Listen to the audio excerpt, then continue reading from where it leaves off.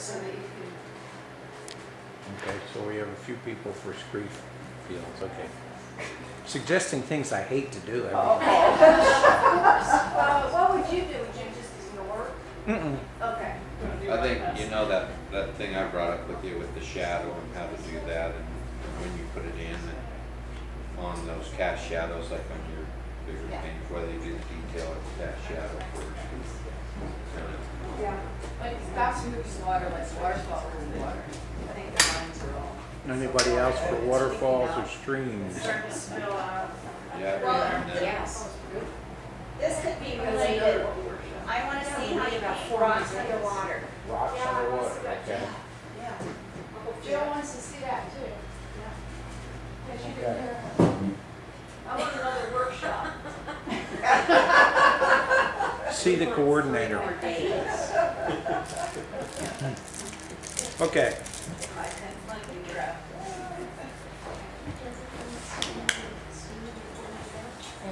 I want to know more about that steam iron from the back side. What do you Take a piece of clean foam core. plain foam? Yeah. And put the painting face down on it. And take a steamer spray iron set on cotton. That's what the paper is, cotton. It's pretty hot. Dampen the back of the picture and just iron it like you would a shirt. Iron it like you would iron a shirt. But don't go for crease. Don't scorch it. Yeah, don't scorch it. No, don't try to do it like a cuff or a collar. Yeah, fold it. Yeah, you know, like how you do collars on shirts. First you lay it flat and you do it, and then you fold it over and you fold. Don't iron the crease in the painting. That's a bad thing. Don't do it on newspaper. Okay. I'll try to get to these one at a time. The ones that I don't like the scree field and the design, I'm going to give short shrift to. I know I'm upsetting a few people. Then I'll do flowing water, rocks underwater, fog, little discussion on when we have a rock and a cast shadow and details in the shadows, since some of those prints I've painted them in.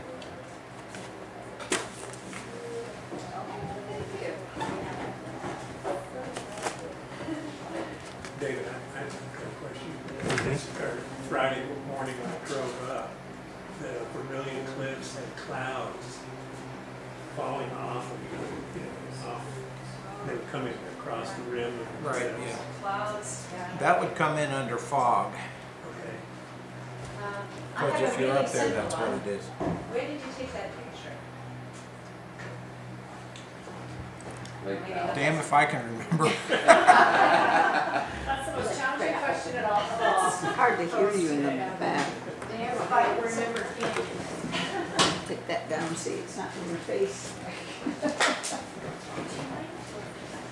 There's two canyons Oh, up okay, there. sure. Okay, I understand it was hard to hear me back there. Can you hear me now? Yes. Okay, in the scree field, a couple things are happening.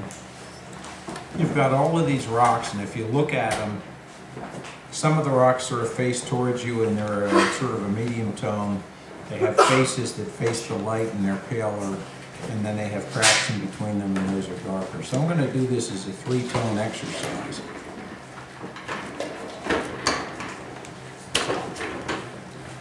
And I'm going to use the current color that yellow that I put down as the sort of base. And I'll mix up a mid-tone, and I'm also going to keep it fairly warm and yellow.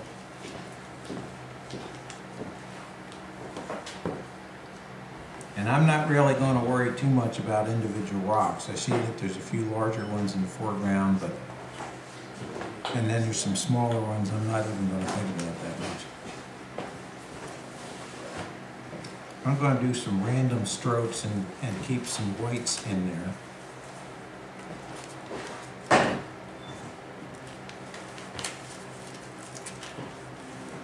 Normally I would do a smaller brush. I didn't bring one with me because I wasn't really intending to do this time. You want this little flat? It's too late now. Too late, baby. But it would be a flat. The train has left the station. All right. Okay. I put in a kind of a mid-tone and I left some fairly subtle lights in here. I don't know if you can see them on the monitor. Those would be the places in the rock that are facing more towards the light. Okay, now as far as the, I'm going to try this off if I have a hair dryer or whatever it is. Where is the hair dryer? I think she left with it. I've got one. Sorry. Here. There we go. Wow, that looks like a serious. It is a serious, Wow. it's a shrink wrap. The heat gun. Do you want a regular hair dryer? There's no. I could set the picture on fire. with Yeah. that. This works. Tim the Toolman Taylor, huh? I've got the same, Lots of power. I've got the same one if you don't want to get A it too nuclear hot. powered Binford 2000 heat gun. Then for 2000. Plug it in, there it is. Yeah, it's got a, Kind of modest. yeah. I was expecting more. If it starts to smoke, I'm sure we'll hear it. Yeah, that's probably enough, actually. It was, by the time we got it plugged in, it was already after. All right. You ever see Tim Allen in a movie called Galaxy Quest? Yeah, The takeoff on Star Wars? yeah, it's good. I thought it was hilarious. I loved it.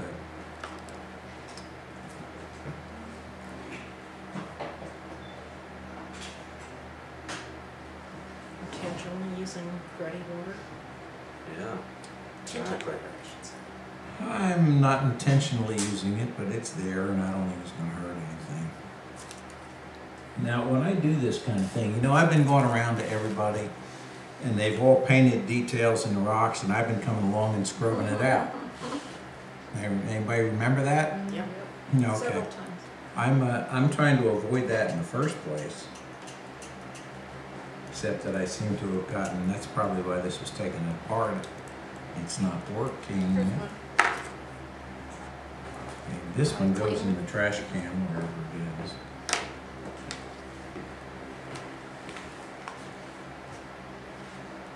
These things are cheap, and when they work great, but they don't always work. Thank you.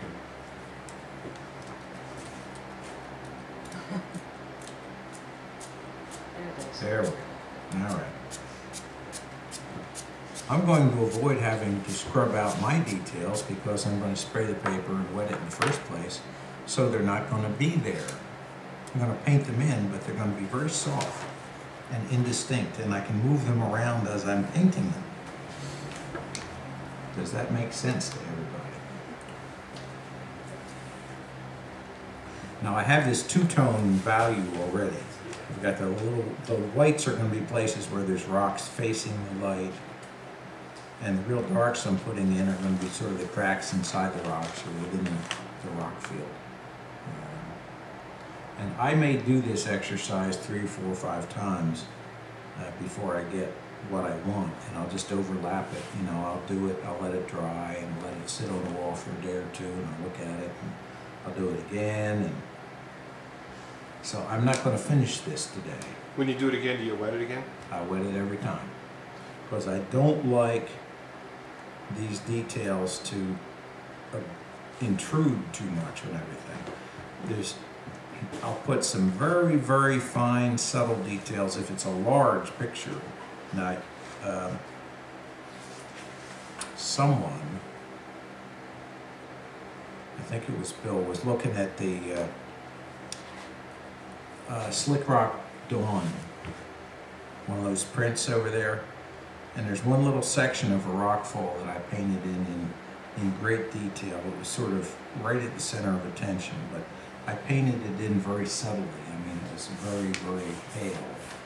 And if anybody can find the picture Slick Rock Dawn amongst those posters, I'll bring it over. I can show you what I mean. I believe it has a rock field already painted in there. See, now I'm just scribbling.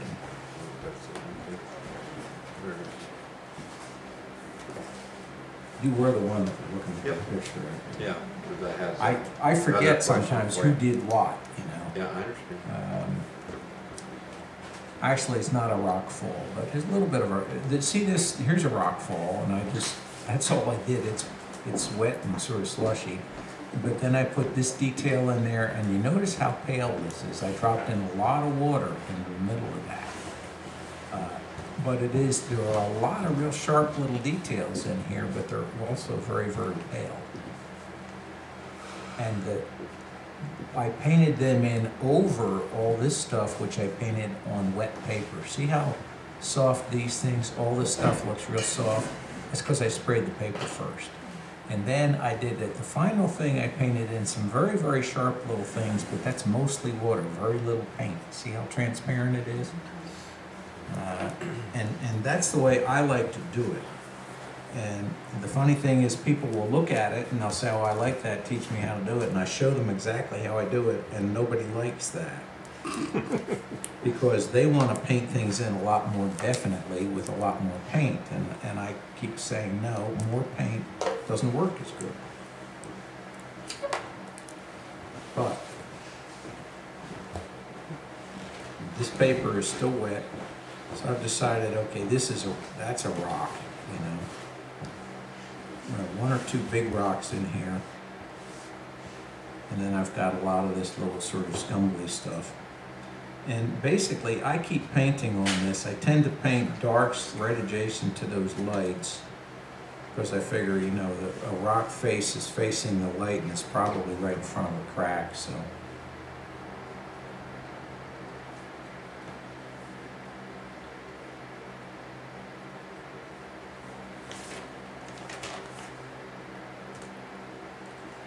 And when it actually starts to dry up, that's when I stop.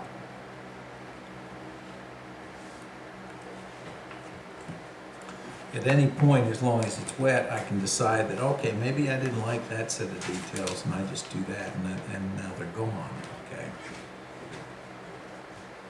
So this is sort of plastic. It's more like molding a piece of clay. You can keep moving it around. As long as it's wet, you can move it. If you're painting on Strathmore paper, forget it. Don't try to move it. Yeah. As I said, in this class in particular, I realized that my next class I'm bringing in paper. Yeah, it was amazing how That's just going to be part of the. it was different. Yeah, Really oh, different. it's different.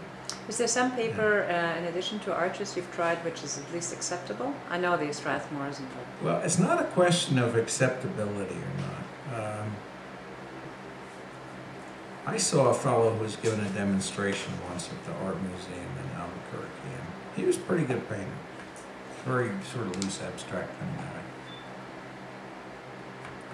And he painted on, I forget what brand of paper he said, but you know, he said, watercolor paper is like spouses. You can learn to live with a lot of different ones, but it's best not to try to keep switching back and forth. And that's kind of the same thing. And since I normally paint on arches and use certain kinds of paint, that's why I try to get everybody on the same page that way, because people get incredibly frustrated when they're trying to get a certain effect, and the only reason they're not getting it is because they're using a different material. They're doing all the strokes right and the right amount of this and the right, and it's not coming out. And it's just frustrating as hell, you know that. Yeah, I saw that reel. And it's not your fault. Well, except for You had to live with it all night long. And the thing about it is that it was a great learning experience for me, because it was, I'd never realized that there was such a dramatic difference in the way water moved in the various types of paper. Oh, yeah. Anyway, at this point, since it's already gotten dry, I would stop and set that up, you know, and set it on the wall and come back later and say, well, you know, maybe I'll lift out a little here, lift out a little there, and then I'll spray it and put in a little more, and just kind of work it up, kind of gradually get the feeling of it. For me, that's a lot easier than sitting down and really trying to look over there and see every detail of every rock. However, a lot of times what I will do at this stage is I'll look at that and I'll say, you know, this rock pile, it does have kind of an overall structure to the color. Because what happens frequently in these rock piles is that you'll have one kind of rock is slid down on top of another pile of a different kind of rock. And, boy, that's weird.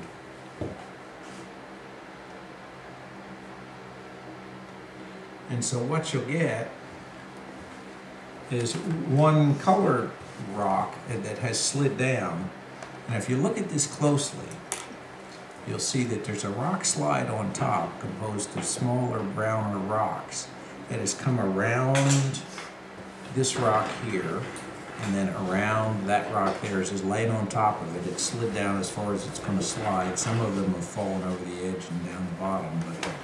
So what you have is this kind of thing. Okay, it's still wet. I lied, it had not dried totally.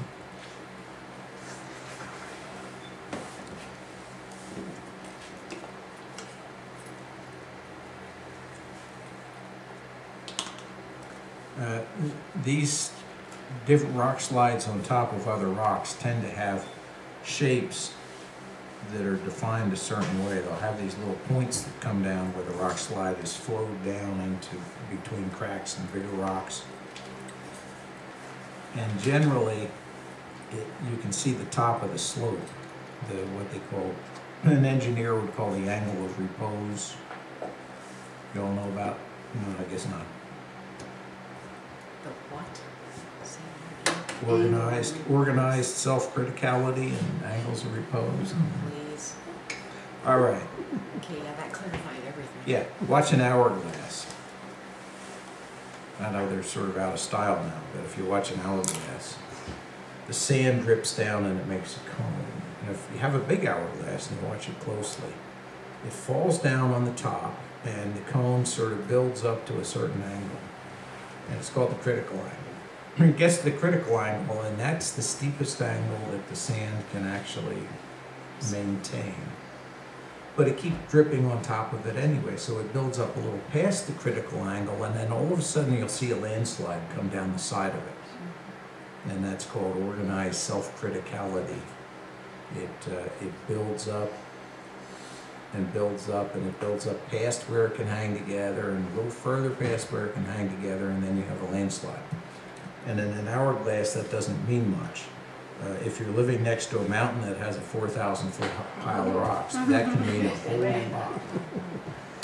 So, we have a pile of rocks. See, I went ahead and put this browner section, okay, which I'm going to work up into a landslide that came down, and it's at this critical angle for that particular kind of rock. And then it's fed down into some cracks between these other rocks that I imagine that actually were just there because my brush strokes left a few blank spots. Okay. And so that's how I kind of work this up. I sneak up on it in a random sort of way, and I don't look at that because that's usually wasting my time. And as I said, keep it really, really faint. Everybody has gotten into trouble by taking too much paint. They'll look up here and they'll say, well, that crack looks real dark, and so they get paint that color. They may be very faithful to the picture. Then they slap it on the picture, but it looks horrible. And you need to know when to kill that intensity. One of the things that's fooling you is that the real dark value in the crack may only be in one small place, and then the rest of it is a much lighter brown. What several people call a boomerang is one of those places that drove a lot of people nuts because they tried to make this as dark as it is and put it in the way, and it didn't come in. It just looked like a blob sitting on the paper. Flat shape. Yeah. So I would say definitely on this sort of thing, you err on the side of less paint, less dark, wet the paper first, And before you do anything, as I said, paint a little bit of a medium value on that leaves some bright spots that you can maintain, you can leave on there, which shows the rocks that are facing towards the light. You can see all the faces on here where the rocks face more towards the light. They're just paler. So that's the rock pile. The next thing was, what was the next thing I didn't like that I didn't want to do? Rocks underwater. No, I don't mind doing that. He likes doing that. Oh, somebody wanted to talk, somebody wanted design or composition. That's a whole subject on this. It is. But as a general rule,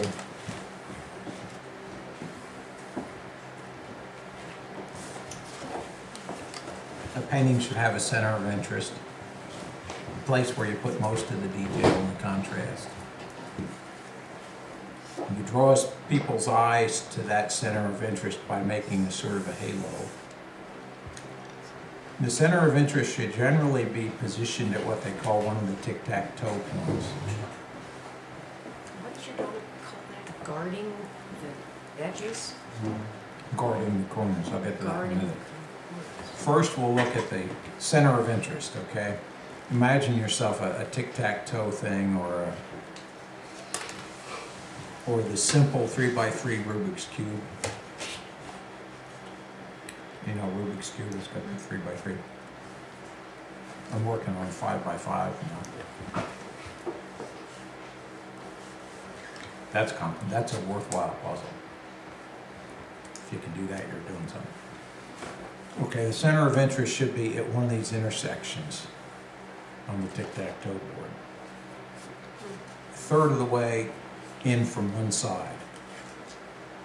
And so typically, center of interest, somebody will say, okay, I'm going to put my center of interest here. It drives Jennifer nuts that I frequently will put it close to the middle of the picture, but I ignore them sometimes. Okay, so we'll have a center of interest. We will make people look at that center of interest by what they call haloing.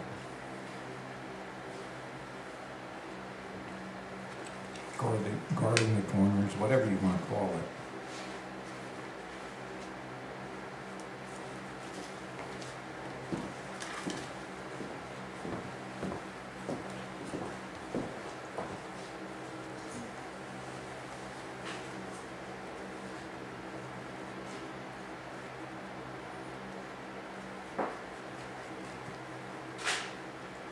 Now, the theory about the color, which has a lot to do with design.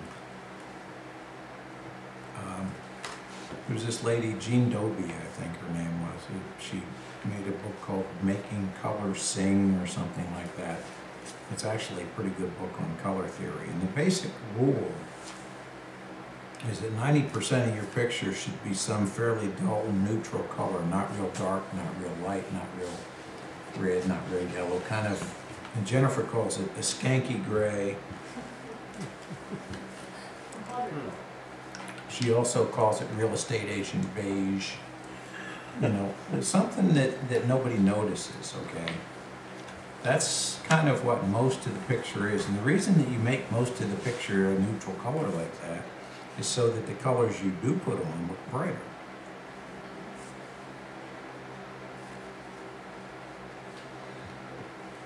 Okay, here now we got a design.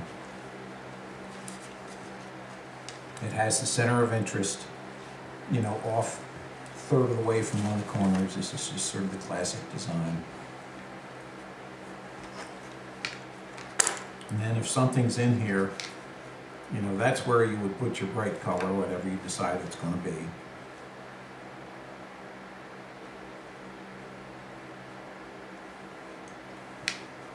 And all your little details. And this, by the way, I will take the back of a piece of paper, and about half of my paintings don't turn out.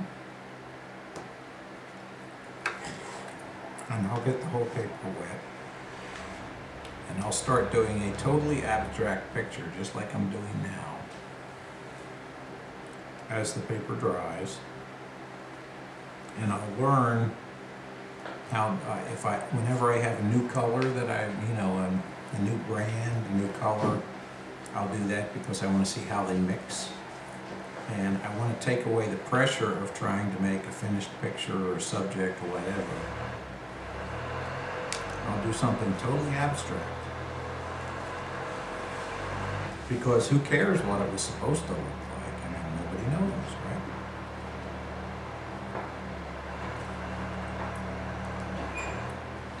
And so this basically is, has most of the elements of what you would consider, the classic design. I know it looks kind of silly, but it's got little bright colors in one spot, everything else is kind of neutral.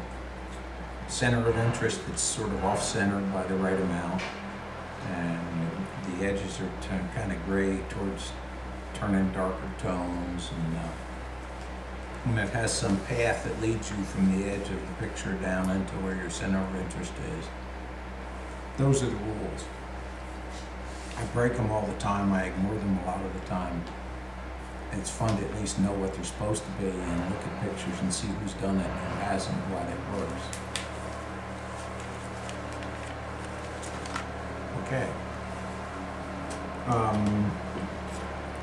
Somebody wanted flowing water, waterfalls, rocks underwater, right? Whatever. I have some pictures. You want some small pieces? Scrap stuff? I can do it on this. Who has a photograph I might work from, or do I make it up? I do.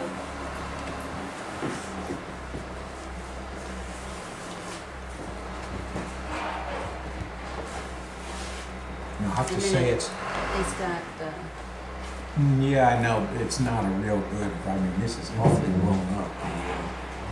But anyway, well, I'll use that as we'll call it an inspiration, and we'll go ahead and follow that, because it's kind of hard to work with. But just say, okay, and I'm going to move this. This is actually a waterfall, I think. It was a time, it looked like a time exposure. no, I think this is in the Narrows in Zion. So Yeah. I think this is part of the rocks in the bottom of the creek. I've been there. I know the place. I've got a picture of it. I've been trying to paint a picture of this thing for the last 4 years, and I've got 4 versions of it I'm looking at. But what this actually is a waterfall. I mean, Okay. the water breaks over a bunch of rocks, and you see a sky reflection, but then it actually turns white and breaks off the rocks, and it's a little further down. And usually in a real picture, there will be a bunch of barefoot teenagers waiting up there, and there's a big pointy rock over here. Anyway, I'm going to sort of stylize it. Gorgeous place, kind of tight and dark back up in there. On the Ocean River.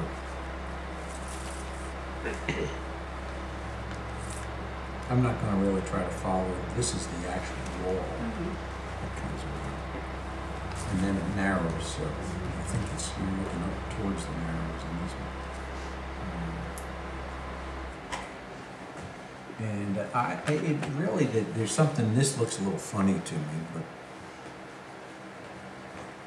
as I said, I'm going to just go ahead and stylize this to a different thing. Just imagine, if you will, you've got water that's going over a shallow, flat stream bed with rocks.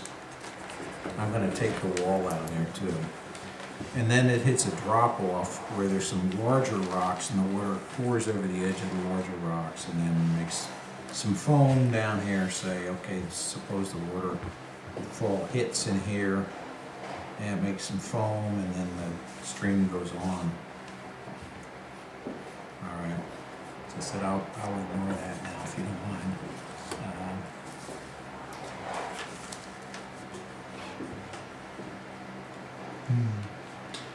I think I'll not try to do that in the time allotted.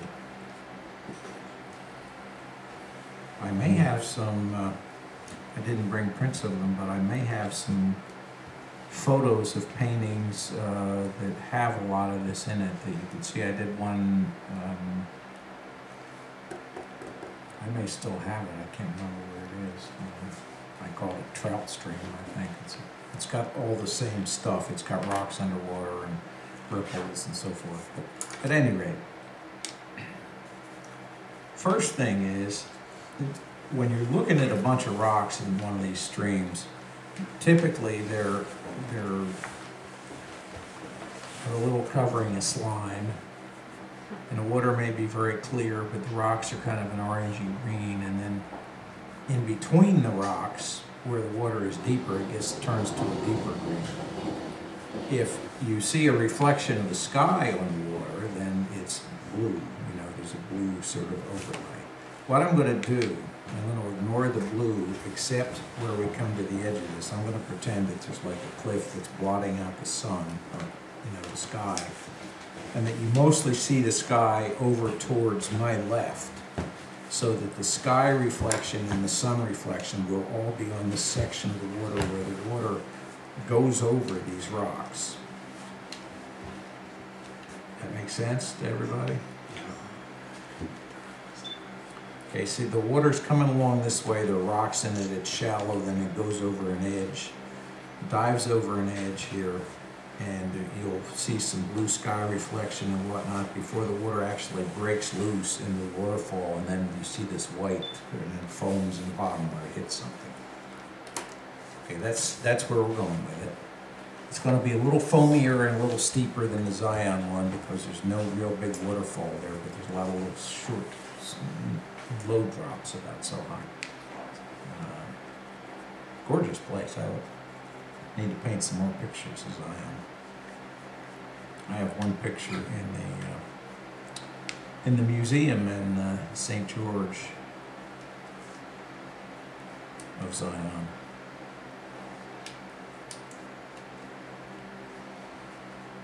They had an exhibit of on the 100th anniversary of Zion National Park, and I submitted a painting and won something in the exhibit, and then the museum said they wanted to buy it. So if you want to see that one, I've got a print of that here somewhere. I think it's called View from the Trail. Called what? View from the Trail.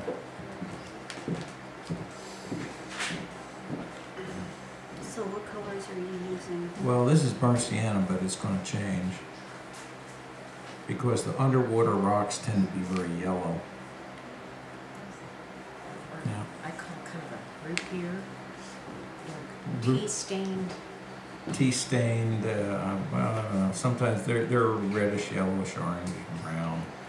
But as I said, usually the rocks where they show through are a paler yellow or green, and the water in between the rocks is a deeper green, generally.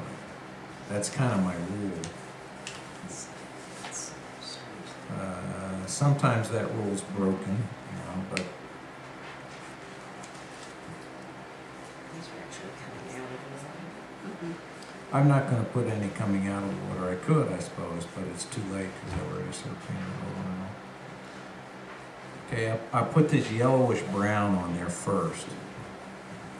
But now usually the overall tone of the stream is it's green. I'm not going to use green paint at first because I don't want it to look too garish. What I'm going to do is I'm going to mix up some ultramarine and some yellow.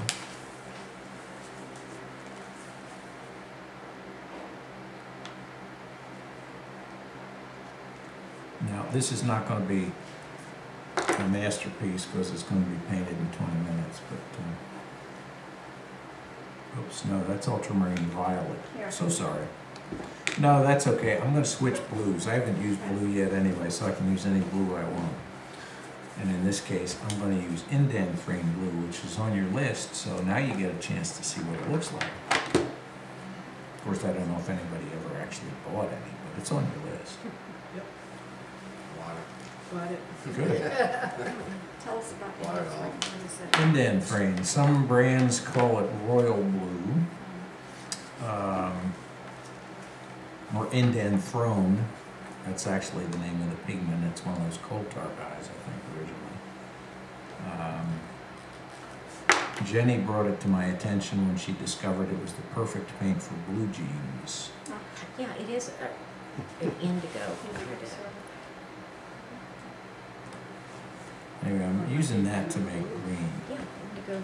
Okay, now where the rocks show through, where they're going to look yellow, and I'm going to do this sort of at random here, and I'll formalize later on.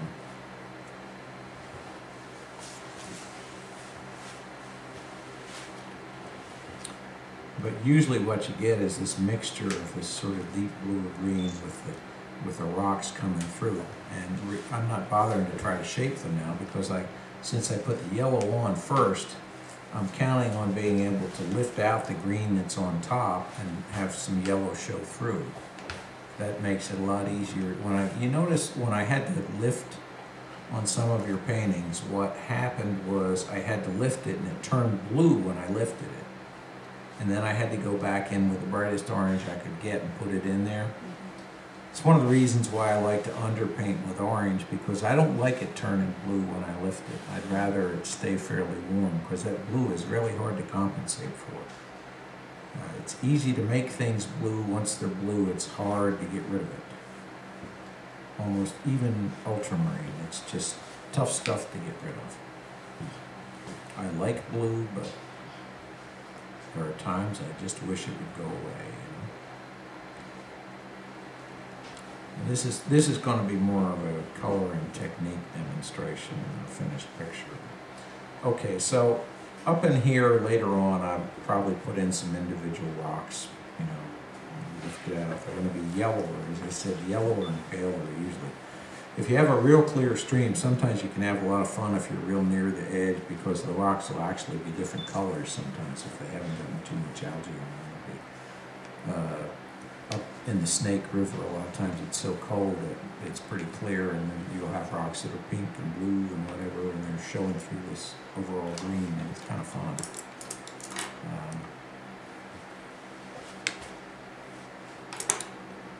Okay, now as it comes towards the edge, I usually find that just before it breaks, it actually gets a little darker.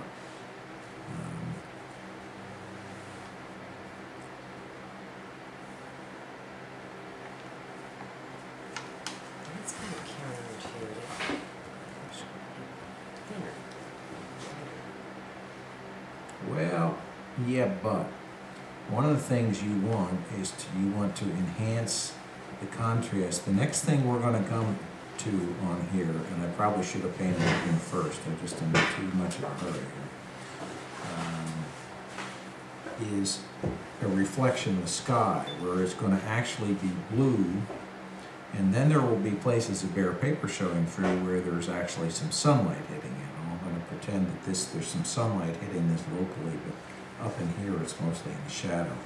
And that's a whole other question. This stream, the Virgin River up there, that's almost all shadowed. There's not a lot, most times of the day, there's not a whole lot of sunshine to see up there. It's a pretty deep canyon, and by the time you get there on the bus, things are pretty well closed in. And they limit traffic. You can't drive your car up there. You have to take their little bus and walk.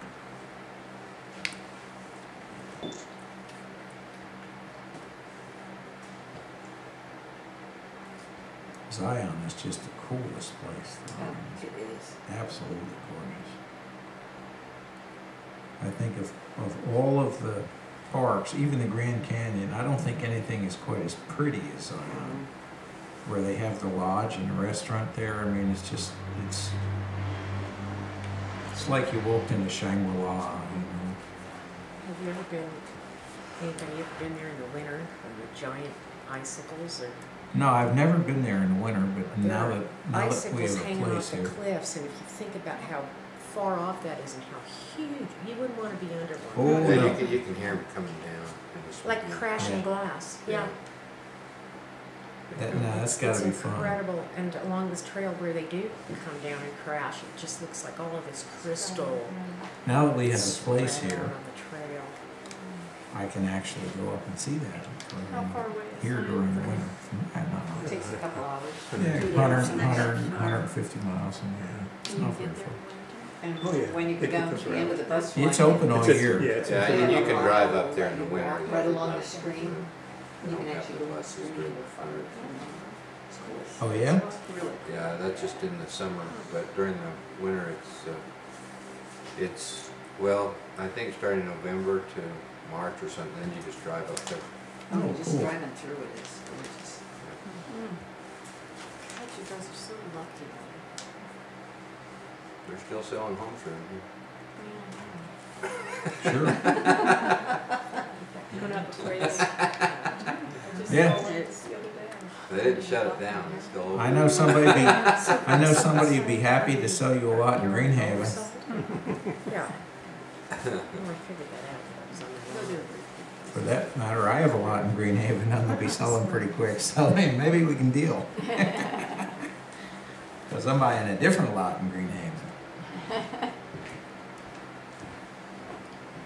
That's a little too dark.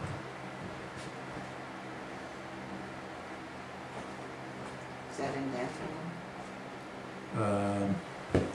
I probably picked up a little bit of ultramarine also in there. I have a little bit left up So you're just painting kind of back over that darker line to soften it. here. Yeah, well, I'm gonna actually punch it up again a little bit later, I think. Okay, now.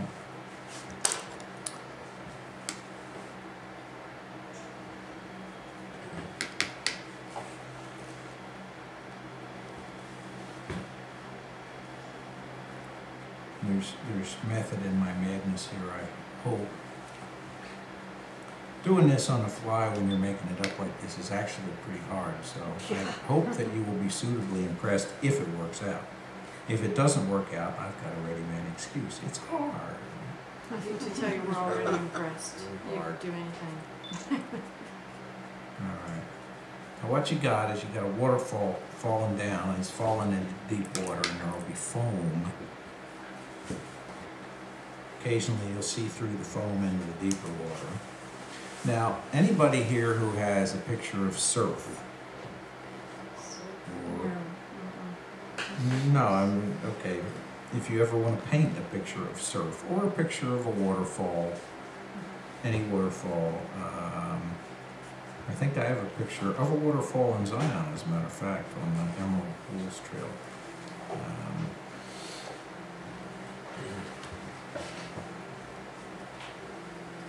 They make foam, right?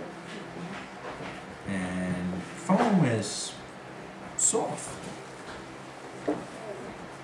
And so what you really want to do, out where you see through the foam or the falling waterfall, you frequently see into some very dark areas. Now you notice this looks kind of scrubby, random. I won't say like some of your pictures, but it looks a little just as too brushy. Quick, brushy strokes. Too brushy. I mean, there's the water texture, paper texture showing through, and all the rest of that and everything. And plus, I may want to change the shape of it and do various things. Well, the nice thing about this real soft, foamy water is that the best way to make it is to scrub the paper. So that means I can make pretty much anything I want because I can go back and take it down to bare paper with a scrub brush. And that's what I'm going to do. It'll be that one.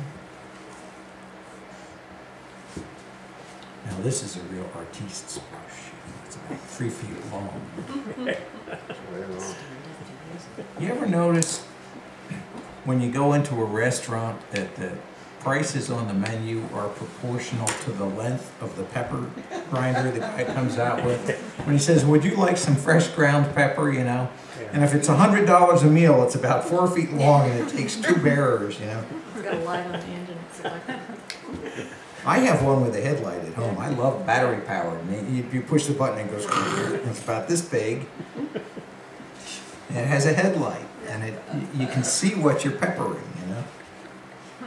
Now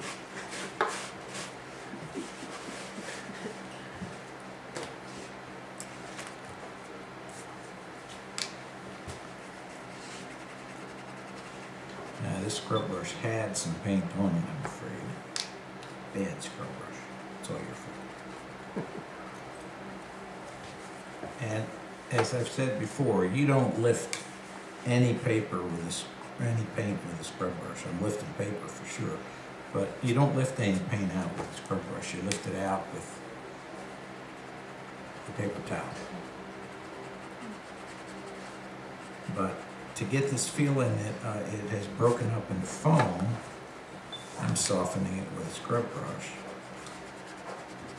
I'll get to the rocks in a minute. Those actually, you know, you take a picture with a few rocks, and once you get them in, it's... Now, the foam has kind of an odd habit. It breaks up into these odd little cells, and if you're at the seashore, you can watch this over and over. Actually, if you look below a waterfall, you see it the same way. You see when the bubbles come up, there will be like dark patches of water surrounded by this sort of net of bubbles. And so if I can scrub it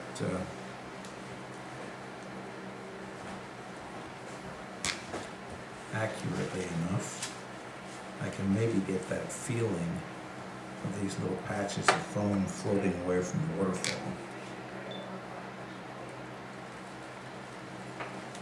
And breaking up into these bubbly nets with clear water in between them.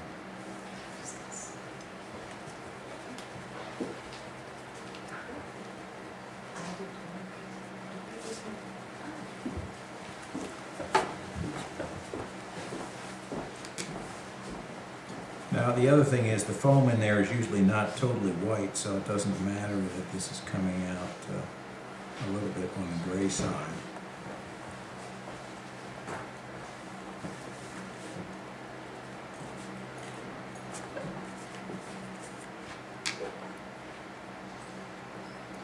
Now I don't really have time to finish this up, so I'm going to try to sort of work on one area of it. Give you a feeling for the way it's going to go. So I'll do a section like up here and let it fade out to the edges.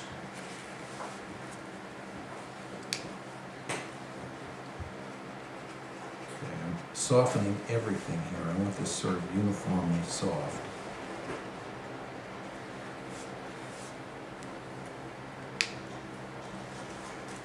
Because any hard brushy paint edges in there, they're going to spoil the illusion because it's okay immediately. It looks like, well, somebody just brushed paint on paper, and I don't want that. You don't even need pure white down there. It's not leaving any pure white because when I scrub up, I'm putting a little bit of the other color into the foam. And that, in fact, is the way it usually is. You know, foam isn't pure white on top of the ocean. You know, it'll look, there are places in the ocean where if you look from above, it looks like pure white. And you can scrub it back to pretty close to that if you're doing a picture of surf or something. But as a general rule, if it's, say, if you're watching after a wave is broken and you watch the bubbles come up in the water where it's this deep and you're standing there and sloshing back and forth past your feet, then that foam is not pure white.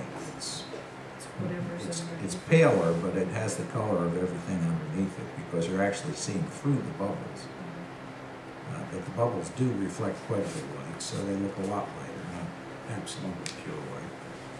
Okay, so I'm trying to make this pattern develop where I've got this sort of network of foamies. Okay, see, and that's, you know, coming away from the waterfall. Where the waterfall comes into the water, generally you have a pretty good splash and a lot of bright white foam, and I will try to get that a little paler.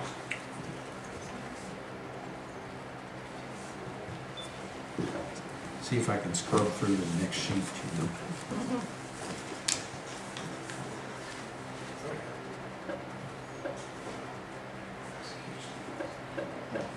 Now, normally, if I were doing this from a photograph, I'd be more careful This is actually more like what I would do if I were plein air painting outside. Just trying to get the rough impression of it as fast as I possibly can, because in an hour it's either going to rain or the light's going to change, or some kid's going to go up and say, "Are you really an artist, mister?"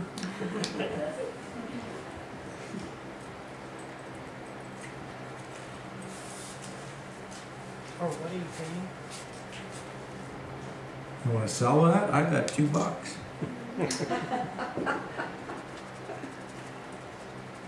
What's your age limit that you won't sell a work in progress to a, for $2? 5-year-old? Your finishes? Generally, if it gets down to that point, I just give it to them. Save your money too. If I look at it and say, "Oh, that's scrap paper," and then they'll say, "Well, you sign it," and I'll write my name on the back, but I won't sign in front of it. Because I know when it's crap. So what did the deer say that was coming out of the woods? That's What? the last time I do that for $2.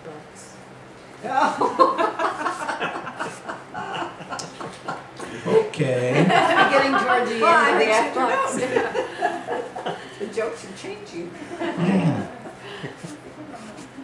It was good. I will apologize to any Polish people here in advance, but you know, Polish guy decides he wants to go hunting, and so he goes, he takes all the lessons, and he goes to the game warden, learns all the rules and everything else. And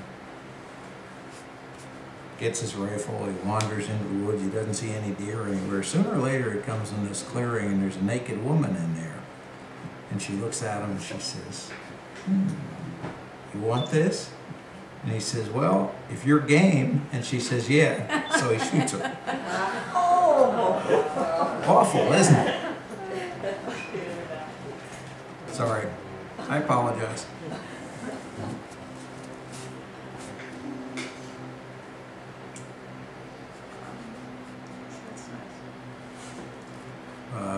At this point, I would normally change water to actually get some cleaner scrub water, but I'm not gonna.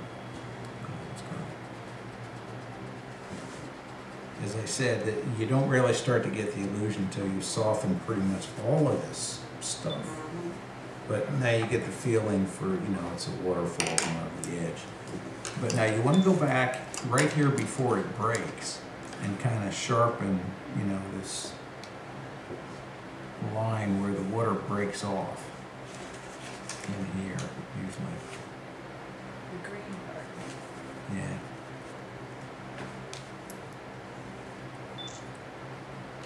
And I'm not going to paint it in, but usually before these things come to the edge of the rocks,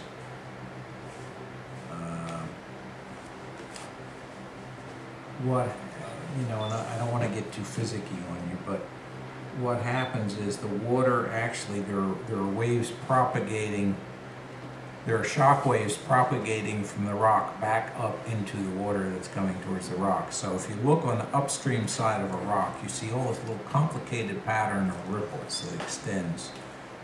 If you have two rocks, it'll be these crisscrossing ripples, and it's behind the rock, you know, where the water is coming towards the rock. Where you want to put your fly. Okay. Yeah. Now, normally I would paint that in. You know, I would paint this sort of blue sky reflection, and I would paint in some of these complicated ripple patterns. I can't really do it here because I forgot to allow for it. Now, over here, if I want some underwater rocks, since I have a yellow underpainting, which I might have to actually go back and yeah, see, that lifted so much, I'm going to have to actually go back and paint in a yellowish brown.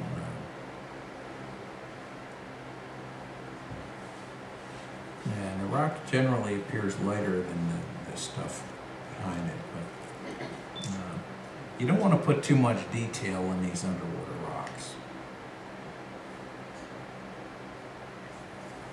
And it helps, actually, if you do have a model to work from, which I don't. Especially since I sort of set aside the picture and cavalierly dismissed it.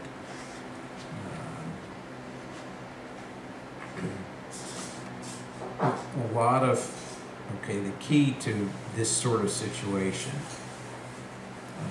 in the stream with rocks underneath is that the rocks are warmer and paler, usually yellow or brown. Spaces between the rocks, usually the water's deeper. You might see some of the bottom, and it'll be either darker with algae or slime on it, or just shadowed.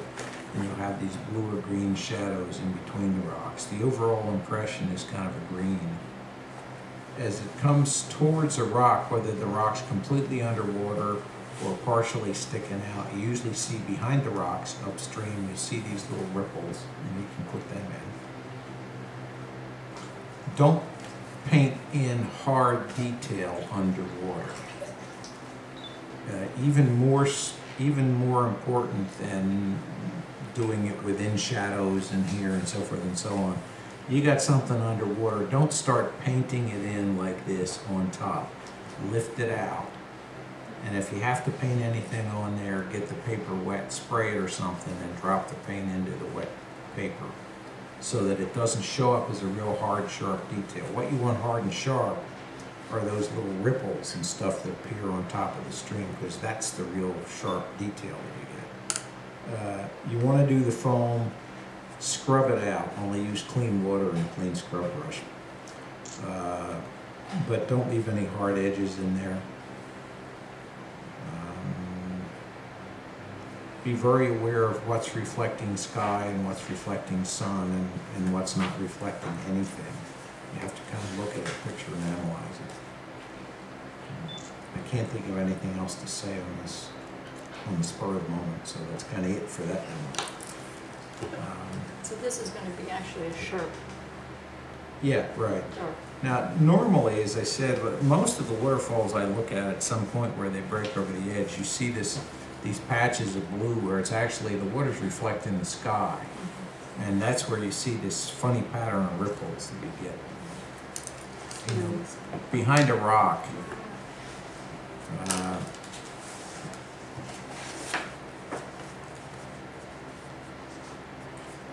Got that other painting you did. I do. Oh, that's right. The last class was in Wyoming, and everybody wanted that, so I did like half a day. I saw it on the table somewhere. I did a few hours on that one instead of 10 minutes. Here it is. Yeah. All right. There you go. Ready made. Okay. The water comes over, and breaks over. It's got. Can you see this on the monitor here? Yeah. Okay. Water breaks over. It's dark green. These things are reflecting the sky. These little blue, and that's where, as the water breaks towards the rock, it's got all these little ripples, and you see that very clearly. Usually in most of these pictures, like for instance here, where you have this pattern of ripples, there will be a rock underwater there that's pushing the water back. Okay, same thing here. There will be a rock there, and the water's flowing between these two rocks. You can make a whole picture of nothing but that. And if you like to do plein air painting and you like to paint water in streams, you can go to a place where, say, there's a bridge, or you're sitting by the side of a stream near a waterfall, and look just upstream of the rocks. And these things are called standing waves. Okay, the rock is making a wave, but the wave stays in the same position all the time. And they'll kind of flicker and move around a little bit, but this pattern will sit there all day long and it won't change, basically. And so you can do a plein air painting of this moving water and make it look great, because you spent the whole day just looking at these ripples, and people are real impressed, and you don't tell them, well, that's because the ripples weren't actually moving. It's the water that's moving. The rock is sitting still, and the ripples that the rock's making are just in the same place all the time, all day long. It's kind of fun if you like to do it. I didn't do any not many underwater rocks. I was going to do some up here. Here's a couple rocks sticking out of the water, and I didn't actually do them either. But where a rock sticks out of the water, typically there's a dark line right around the rock. And then if I if I were finishing this up, I'd paint a little dark line around the rock where it stuck out of the water, and then I'd take a little razor blade and scrape out some highlights to make sort of sun sparkle. Okay, so let's move on to something else. What was, somebody else wanted something else? What was the next one? Fog. Okay. Clouds, fog. All right. David, we're going to take off. Thank you very much. Oh, well, thanks for coming. Good to have you. Yeah. And We'll follow with Priscilla on some of the videos. okay. Thank you. It was good having you. You're a rock star. We'll see you on the next one.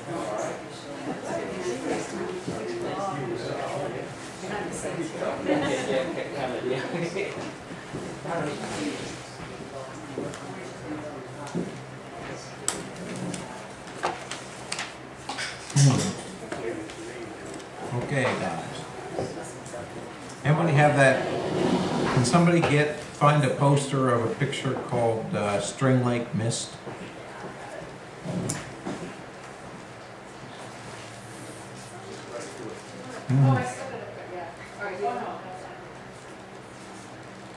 Okay, just set it where people can see it.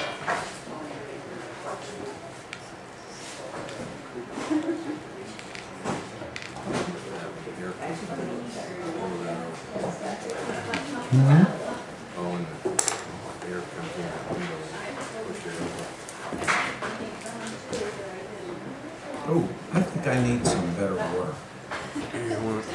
Can somebody get me a clear water thing? Here, let me take your dirty water. Okay. Dump it over here and then.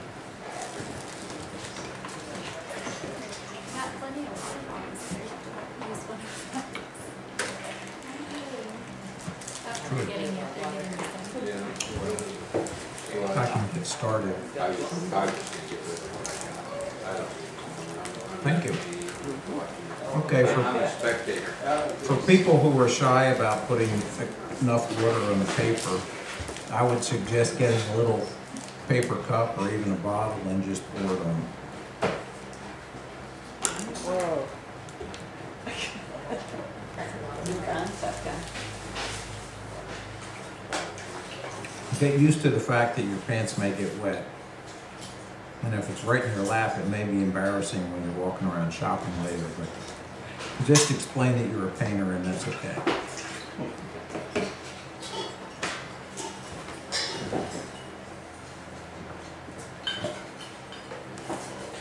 Okay, first I wet the whole paper. It's a much bigger paper, but I wet the whole thing. Well, there you are. It was your question. I want to make sure you're still here. Okay. Whole paper's wet. You give the water a little bit of time to soak in.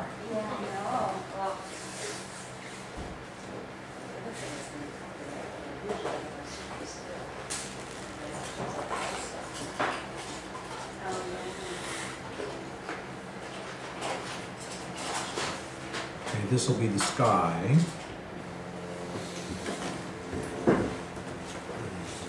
Now, of course, this is very, very wet.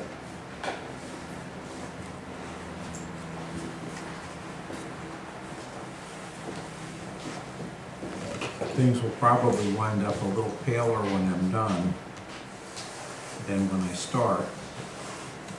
And I can't, okay, there we go.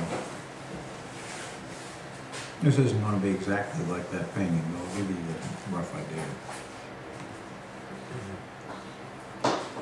The reflection of the sky and the water as it comes down towards you is pretty dark. And usually more purple, because as it comes towards you, you don't realize it, but you're starting to see a little bit of that brown from the bottom in the lake or the stream. And that kind of combines with the skylight reflection to give a more purplish cast to it. It's also higher in the sky, so it's not as warm as the lake coming from near the horizon.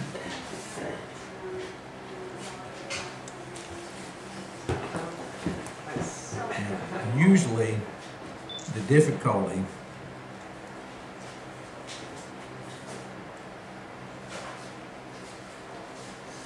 painting like that is that, Yeah. hmm? Oh, I was saying thank you.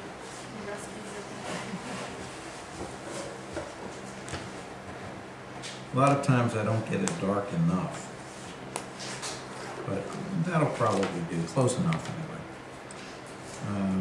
Then at this point I would dry this with the Binford 2000 unplugged. Oops, there we go. If you're gonna be outside, you gotta give it a minute to warm up. Serious. I don't. Oh, I don't. Smoke, right? I don't blow dry my hair. Because it's like, it's one of these. If I blow dry my hair, I get this huge afro. And, whoa, that's bad, that's bad. That's bad. I don't want that.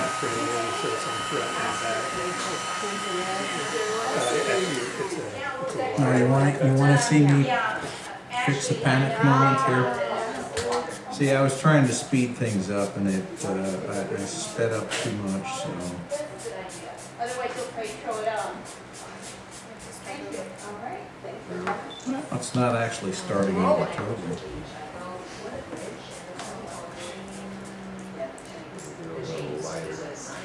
Yeah, well, then I gotta put more paint on. It's just, my work is never done. What Ford is. Yeah, well. All right.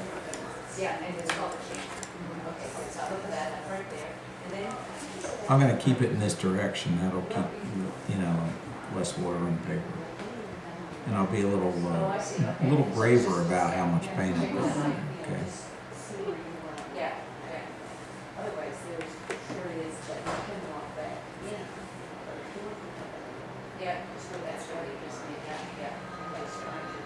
Oops. A little red paint on the end of the brush there.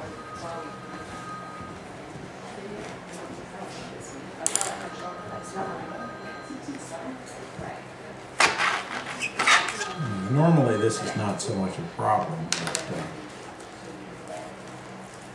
I got in too much of a hurry, what with the time constraint and everything.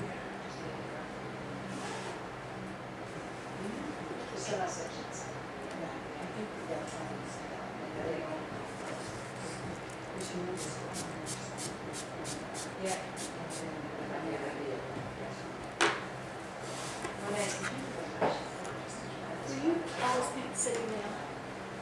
Or do you stand up? For all the small ones, I paint sitting down. For the original version of, say, that, you know, the, whatever it is, Morning South of Dangling Rope. I'm terrible with titles. Priscilla hates that. I say, you know, I don't like to make up titles. I paint the pictures. You make up the titles. But for that one, which is 5 feet long, I have to stand up. Because basically, the painting is so big that it's, sometimes you're reaching from there and the painting's in your armpit. So, and since I have to paint pretty much flat for most of these, it's flat sometimes, it's this way, it's, You're still picking them up. it's not like I'm sitting there at an easel and doing this. So I'm standing up, picking it up. It's on its big piece of 1/2-inch thick foam cord, back and forth, back and forth, back and forth. Most of your paintings have been you doing Albuquerque. Yeah, well, I paint on the boat too. This thing is terrible. What, oh, that dryer? Somebody have another Yeah. There isn't. What it does is it puts out a real narrow stream of really hot air, and it dries it locally, and then, normally I would just keep flipping this upside down, upside up, upside down, right side up. I can afford to wait.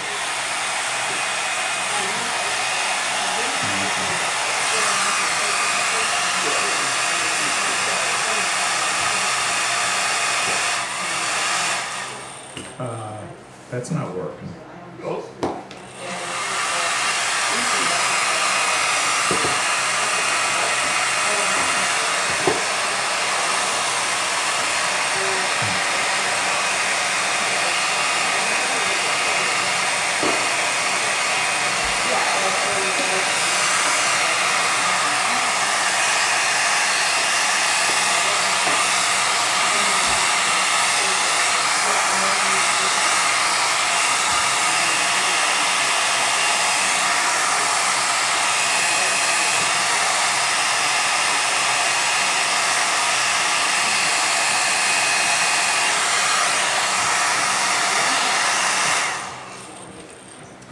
Okay. Not a very good start, but we'll work with it anyway. Okay, now whether you got trees, cliffs, whatever that's sticking up out of the mist. Well, we might as well do trees because that's what's over there. Okay. You could do the whole sky and the water, because that's one wash. Yes. Yeah. Just like this, just a much larger version. So that's sky and water. Yep. And it's a little hard to tell where one stops and the other one starts. And that's kind of the point of the mist, you know, it disorients you that way. So did you dry it all the way dry or just a little bit dry? I would like to have dried it all the way dry, but you know, we're never going to make it if I do, so. Well, you know, I have that. So I hope you bear with me if I have a few little excursions from ideal on this picture, because we really want to get it done. Now, I also painted the trees pretty much the way I'm painting it now. I put a lot of water, one big thing, and I just drop in the water. Okay, this is drippy, runny water. This whole picture was painted pretty much drippy, runny. Okay, now I take a little brush once I have that water there and I put it in the trees. Can you see okay with that? You can stand up here.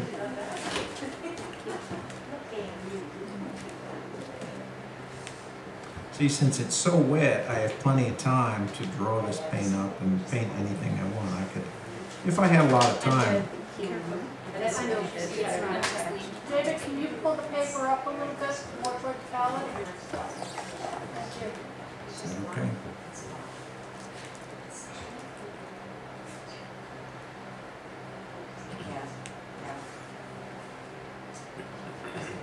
And I try to keep all these connected. Okay, I'm trying to avoid putting any little isolated blob up in the sky, because what's going to happen is this water is going to flow around as it dries. And if there's a little isolated blob of paint and water there, it's going to stay the same shade all the time while everything else may get lighter or darker, so it's not going to look right. And besides, the trees are not disconnected and floating up in the sky. Some people would just, well, let's be loose, and I've got a branch up here that's disconnected from the tree by 50 feet. You know. No, you can't do that here. It's got to be all one wash. Even that tree over on the left-hand side, that was all one wet wash. Every single part of that is connected to every other part of that. And the reason you need to do that, especially here, okay, is because here's how your mist works.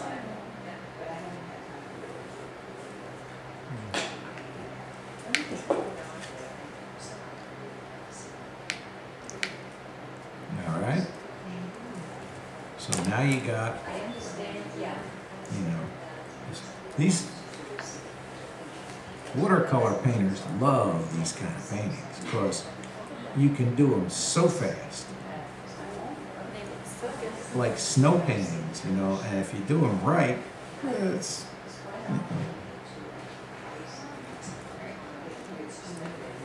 now, to try to make the misty tendrils work, a lot of times I'll drop stuff in, but you have to do this while it's real wet. You can't just wait till it's dry. Okay, now I'm going to go ahead and continue this on down. Again, you really want to do this as one wash. Symmetrical around the horizon. And I'm going to take the same, roughly the same values, put them in here.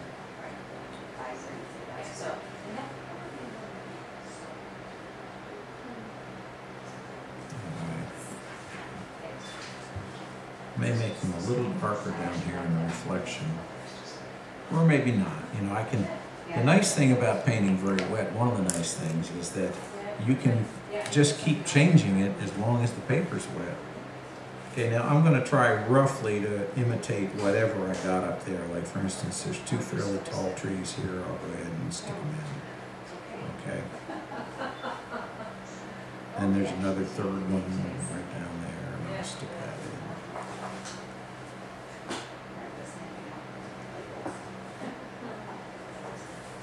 I'm going to lay it flat because it's easier to trim it with my thumb getting tired.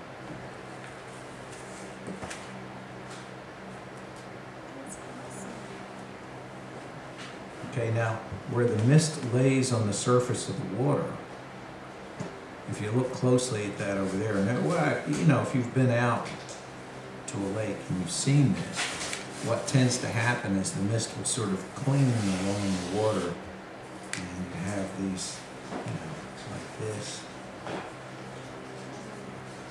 And then sometimes you'll have a place where it's rising up, and it makes a sort of a floating tendril of mist that floats up towards the air. I'm actually lifting it now. Okay, I've got getting the water off the brush. And when you do that, you need to go back and put some clear water in to replace what you took off, because otherwise the paint's just going to run back. Okay. In other words, if I just took a dry brush and I said, okay, I want one of those mist tendrils up here, and I took it out, I could even take it out with a paper towel. For where was I here? And if I sit and wait long enough, sooner or later that's probably going to creep back in. So I usually just drop a little bit of water in there. And you can also, instead of lifting it out, you can just drop water in the first place. Like,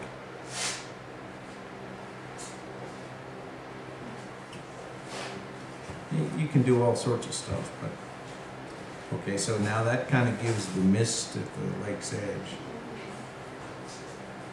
The other key to this picture, and also when you do this is a one-shot deal. You don't go back and start painting in here. Yeah.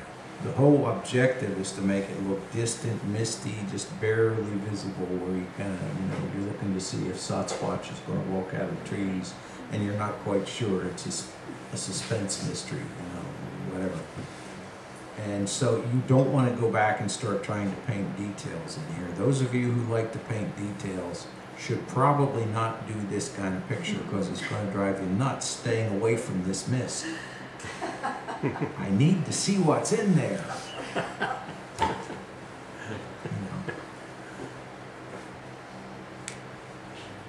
I thought I saw Amelia Earhart walking out of there. I need to paint that in. You know? Okay, now the next thing, over on the side, I've got that patch of trees and so forth and so on.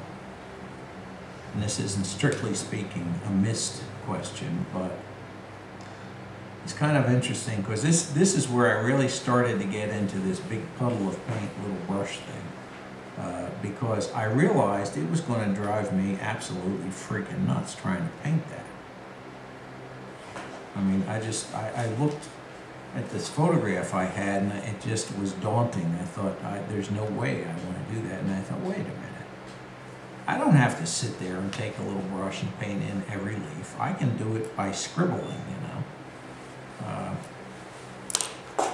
So I take and I put a bunch of paint on the paper in here, where I know it's going to be black. In fact, since I know it's going to be black, that's another time I started bad habits, actually pretty good habits. I said, you know, I can just go ahead. I know I'm going to be using a lot of paint. I'm going to put it on there, like that. And nobody's going to know, right? Later on. And then We will now. Well, you do now. Yeah, sure. You only know because I told you. Really, exactly. Yeah. Permanent, I can probably use permanent magenta here. It's a dull color, but this is going to be a little dull here anyway.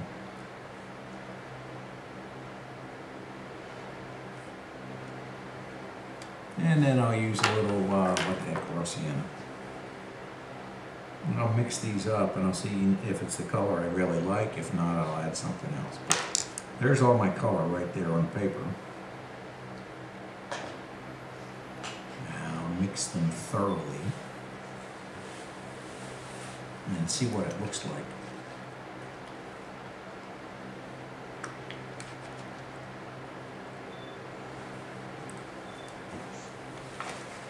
What do you think? Is that okay? Yeah, the question is what happens when it gets diluted, I guess. I think it looks a little too blue. So I'm going to stick some more red and yellow in there, or red and raw sienna. Because after all, not all of this is totally black. If you look at some of the trees that are up more in the light, they're much paler. And of course, what that's going to occur when I start adding water to this mix and I draw it out, I keep adding more water, and as I get further and further, it gets paler and paler. So I got to be sensitive to what color this is going to turn when I can actually see that it's not black. That's why I test it in the first place. Say, well, you know, I don't want it to turn a virulent bile green, you know, I would like it to turn a nice mellow yellowish something. That'll probably do. There we go. That'll work. Okay, now I'm going to add a bunch of water here.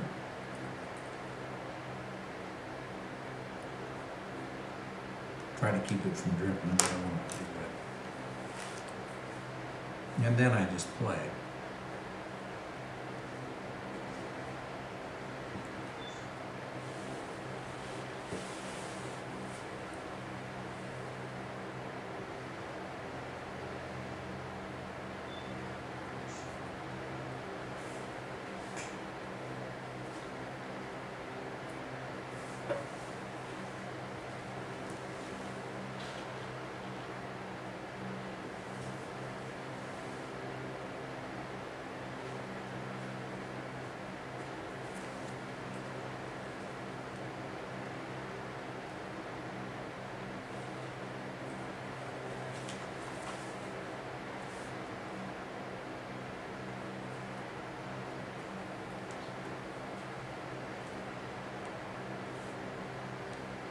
I want to make sure this all stays connected.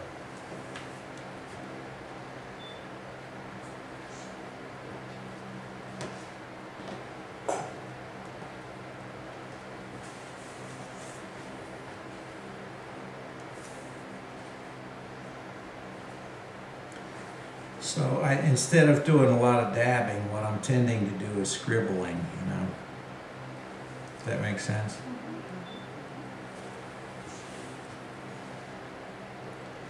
It's been a while since I've done this scribbling style, so I'm kind of not doing it quite as well as I'd like. But, it's okay. I'll just make it bigger, so maybe later on when I get more practice here, it'll look better.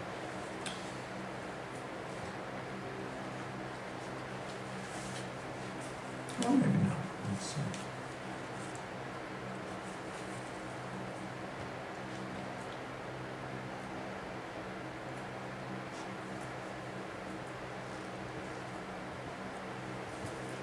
It's easy to pick up more water. It's hard to pick up more paint because then you got to start looking for where you need to get it, and you got to figure out whether you got a big glob on the brush or a little glob. You want water, you can do it without even looking at it because you know where it is, and you stick it in there. That's why I put a lot of paint on there, but I figure I can always get more water pretty quick. If I can't get enough from there, I keep a little Dixie cup here and I'll pour some on if it's a real good picture.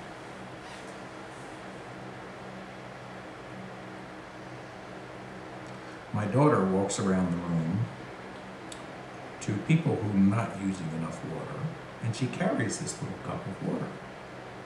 And they'll be painting away, and she'll sneak up behind them when they don't know, and lean over their shoulder and pour water. I have heard grown men scream.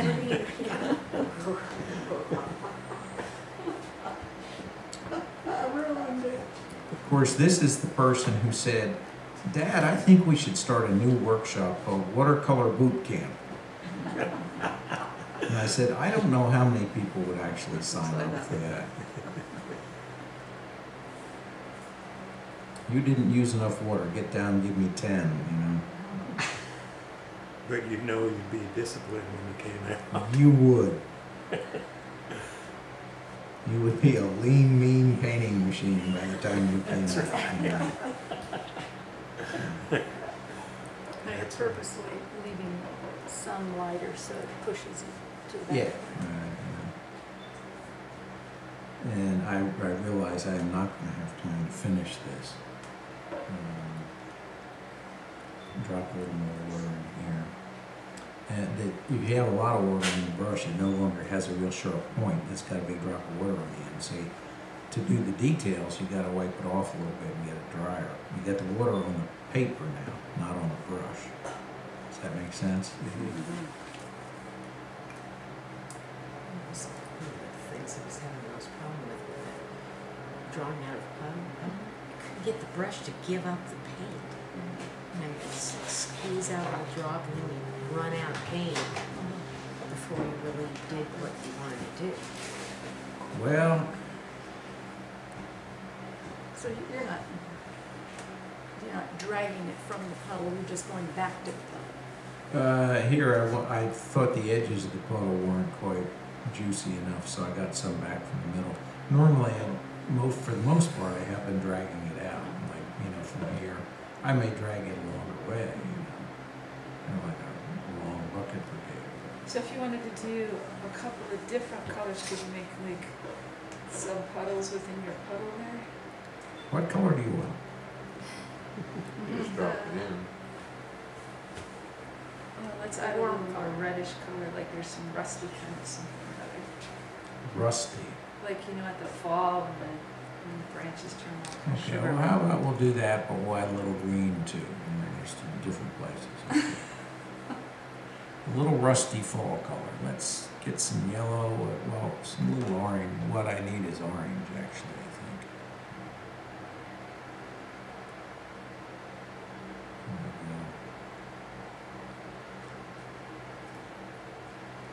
As long as it's still wet. Okay. And dropping colors back in here has another advantage in that it pushes paint out towards the edges now, which if you do it for 1,000 brush strokes looks horrible. But if you do it by just blooming a little bit out towards the edges, in this case, it gives you a really, really crisp edge. And you like that, okay? And you can also, say, well, I want it redder in here. There, you want some red. There's some real red. I'm going to tone it down a little bit.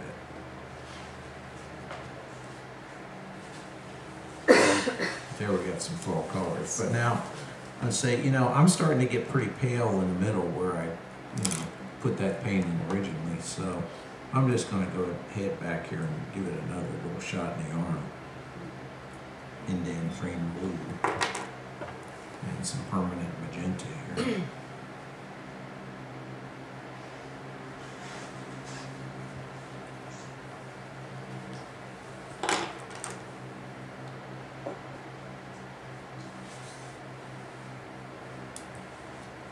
Make that tree trunk a little darker. Oh, it's a very blue tree trunk now. I think I'll stick some brown in that tree trunk. If I can find it. That's what I actually like to avoid doing, is that having to look up to the palette and say, okay, geez, I need some more paint. I didn't put enough here in the first place. That palette you got is a right-handed palette. See how all Yeah. this little cup slant? Right, it's right-handed. Priscilla would be appalled. Yeah. She'd I would scream be too. about discrimination. I did find a website where I could get left-handed scissors, left-handed playing cards. Tall edge. Yeah. Left-handed playing cards. You never thought about that one, did you? No, but Playing cards fan one way, not the other. yeah, I know. I Because if you you and fan the- them the wrong yeah, way, I you know. don't see The letters you is know, on the other side. I hadn't thought about that. fan them the other way, you want to see whether it's a queen or a king, and it's not obvious from the face. You Yeah. got to lift up your thumb, look down to the Nobody can cheat either. I don't know about people always can find a way to cheat, but Priscilla is so totally left-handed that she occasionally gets very frustrated by things. Yeah, you buy a pretty coffee cup and the design's on the wrong side. Yeah. You don't get to Yeah. see it when you're drinking coffee. On the other hand, you know, if you wreck your right arm, and I'm totally right-handed, right? My left hand, I don't know why it's even here, right? So once I had my right arm in the sling, I had no arm, right? I mean, I had nothing. I can kind of use either one, but Yeah, not that's that well. that's kind of Now nice. Priscilla had, and she would always say, "Oh no, it's not an advantage. I'm just naturally talented." But in bowling, the right-handers always say left-handers have a big advantage because the oil and the lane doesn't break down on the left-hand side. It doesn't use as much.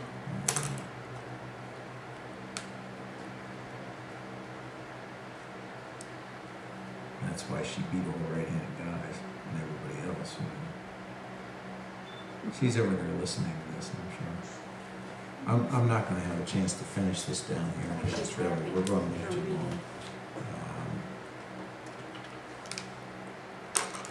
But no, I did drop in kind of a little bit of a garish color there, Oh, but it's but I hope you're happy. Yeah, I like that. Yeah.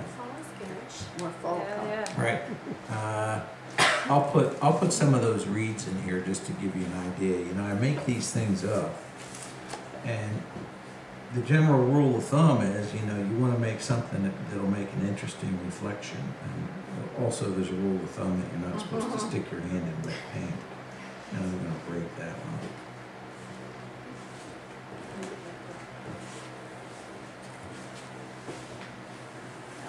Okay, if there's a blade of grass sticking out of the water like that, the reflection is going to be symmetrical. And of course, then if there's another one that sticks over like this, its reflection is going to be down here, and so forth and so on. You need really you need to make a pleasing pattern of intersecting grass blades, but you don't need to do anything other than make sure that they match their own reflections. And when you get down towards the bottom of the picture, you also need to know that every time a blade of grass goes in the water, it leaves a little bit of a pucker on the surface of the water that actually makes, it leaves a little bit of a mark there. Pulls the water up, capillary action, and where it does that, there's a little bit of an odd reflection.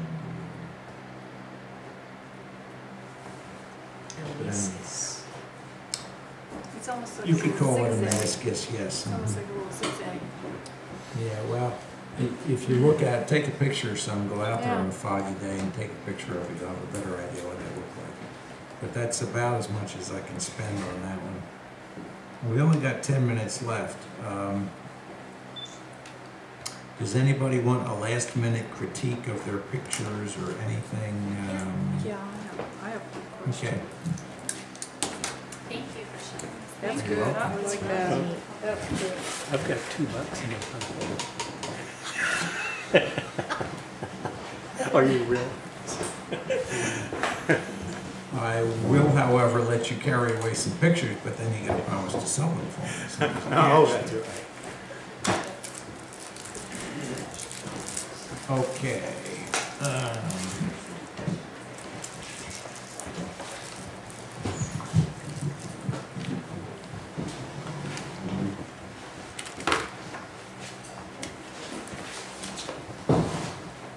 Let's see, who wants to take a look at one?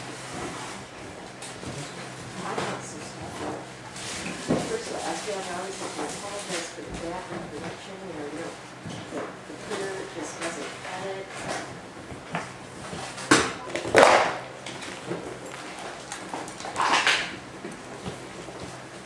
I can't actually see I want to keep it out of this silly thing, it's easier to just, there's not gonna stay. Let's see if it's-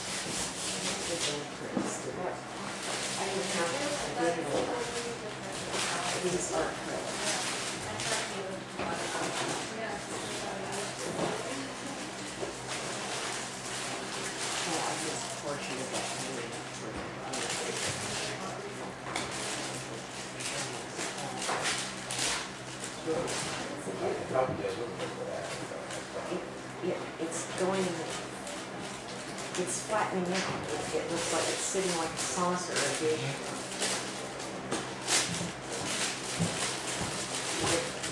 Email me and remind me about ripples in water, and I'll send you some. Okay. In fact, I have a picture of one of fries.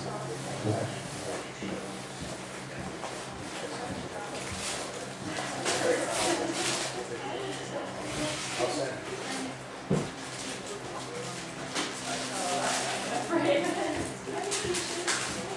This one was a finalist in the Initiatives Arts and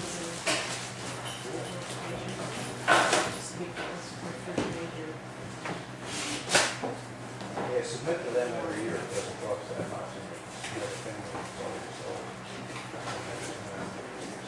It talks about stylized, you know.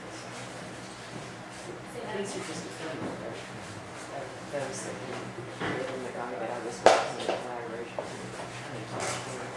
I noticed that a lot of color doesn't show up here. It's really stark and really blue. Where the actual color doesn't really want that.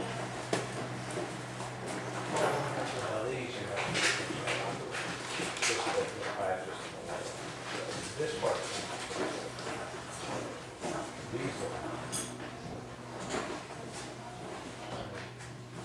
Stylized it.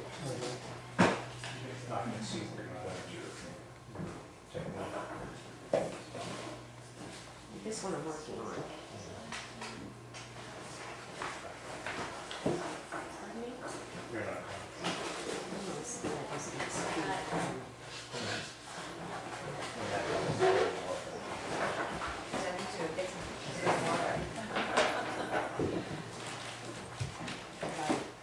I've just begun to start developing some of what's happening here.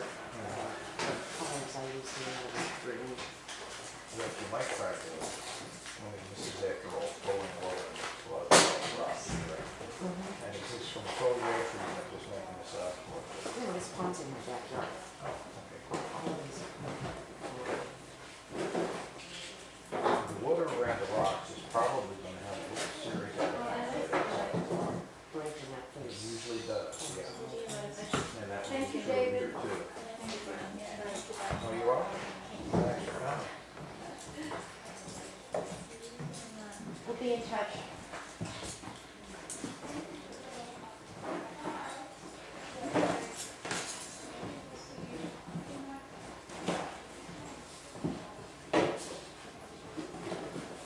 These are Robert, these last two. That's, well, these are both big. That one's large. Corinne is empty.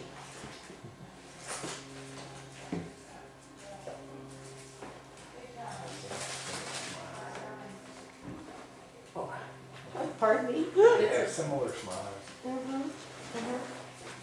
means the dog did the crap out of me. Now Oh, I'm yeah? going to take photos and curl and Oh, you mean he wasn't actually smiling? he was going, Never mind that. yeah, it's hard to tell. Hard to tell. I had a little dog, whenever I saw his lip curl back, I said, stole it. He bit the UPS, and I said, yeah, that was pretty.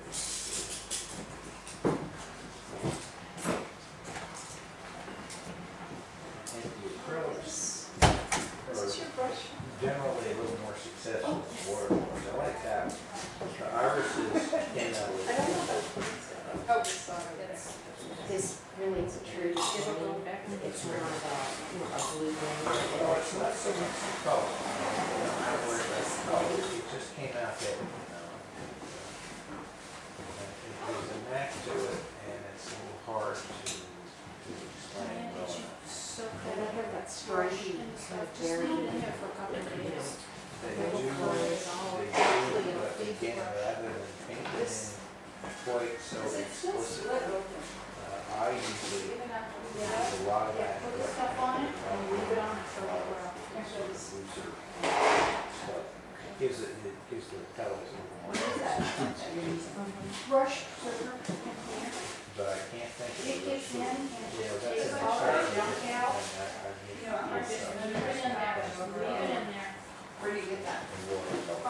Any art supply store, you can get it, I've seen through this from the front yard, catalogs, the way on the the lake computer, you can get it, most most good afternoon light art comes stores through will the have petals it. and when it gives it that glow, and I think you convey that really well. Yeah, that's another one of my standard tricks, but again, as I said, that unfortunately is the subject of a 3-day workshop. Almost even much of a trick, you can do it over and over and over, it's pretty reliable. But it's hard to paint flowers, especially field flowers, like that. Your third color, was wonderful. Very good, thank you.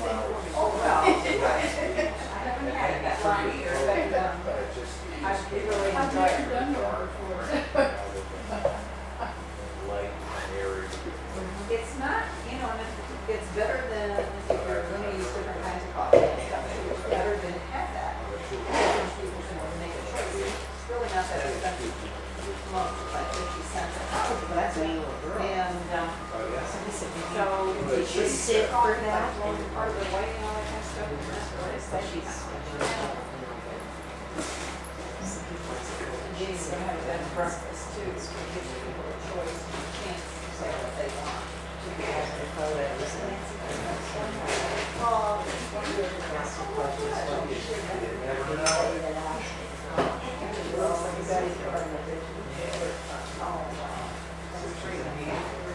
How will you do that?